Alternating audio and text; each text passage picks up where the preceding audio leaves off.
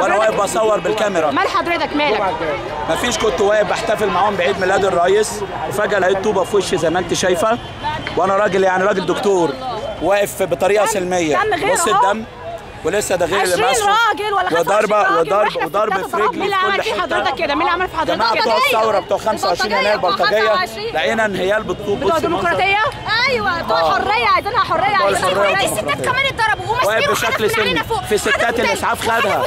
مسبيرو من فوق، شايفين الطوب بينزل علينا من فوق. في ستات الاسعاف خدها. يعني جاي من البلطجيه؟ لا مش جاي من البلطجيه، في ستات الاسعاف خدها من فوق. في ستات الاسعاف خدها وولاد الاسعاف خدها. الاعلام الفاسد، اعلام مصر بقى فاسد، اعلام مصر بقى خاين، باع البلد. يا اعلام قول الحق، بعتي مصر ولا لا؟ بعتوا مصر انت وشرف، انتوا بعتوا مصر انت وشرف، الاعلام الخاين. لذلك الشرطه العسكريه كانت واقفه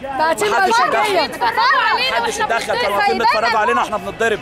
انا اتعورت، انا متعور وما زالوا دلوقتي بيهجموا هناك على الناس. يا استاذ عصام شرف، شايف المنظر؟ عصام شرف بعت ناس من الاخوان وشفناهم بعينهم بيضربوا فينا.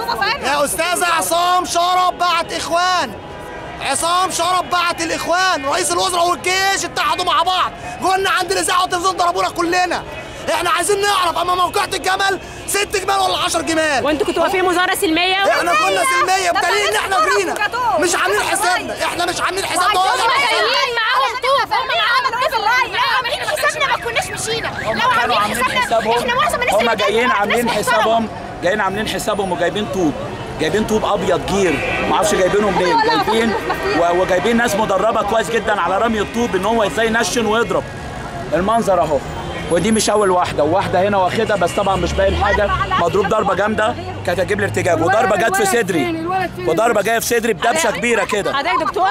انا دكتور صيدلي، وكنت واقف في وقفه سلميه عاديه جدا قدام الناس بحتفل معاهم بالتورته بتاعه الرئيس. مش عايزين اهانه الرئيس، مش حرام ان احنا نقول جايين اطفال صغيره عشان هو شريف. احنا اهو احنا بنتصور، احنا فاضيين بالمنديل في ايدنا وهم بيعملوا احنا لا يمكن 60 سنه واحده 60 سنه وجايبه عيالها عشان تقعد تحتفل بالرئيس نتضرب بالطوب. ليه؟ عمرنا ما شفنا الايام دي في عهده، اهي البلد وقعت بعد ما مشي، عمرنا ما شفنا الكلام ده بيحصل بيننا وبين بعض في عهد مبارك. هو عمل ايه؟ كلم كل الكلاب، دلوقتي الكلاب كلها طلعت من الجحره بعد ما مشي، واحد بس شريف مشوه والباقي كلهم الاوسخ موجودين. مصر نزلها جوه بحر، مصر اهي، مصر منوره اللي هو عملها، ما خدهاش ونزل بيها جوه بحر. مش عيب ان احنا عشان يعملوا كده الخونه، مش عيب ان احنا الخونه.